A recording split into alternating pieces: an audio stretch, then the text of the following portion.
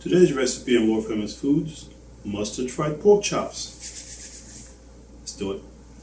Okay, let's season our pork chops now. So we got some garlic powder, onion powder, some cayenne pepper, some Slap Your Mama hot blend. So first we're gonna mix this up. Add in our mustard now. Come on. Mix this all up here.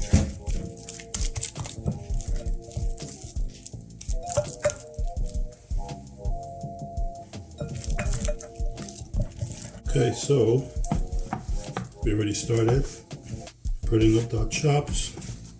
In the flour we got garlic powder, onion powder, cayenne pepper, and some ground mustard. Got this. Shake, so we're gonna set them here until it's ready to fry. Okay, now it's time to fry our pork chops.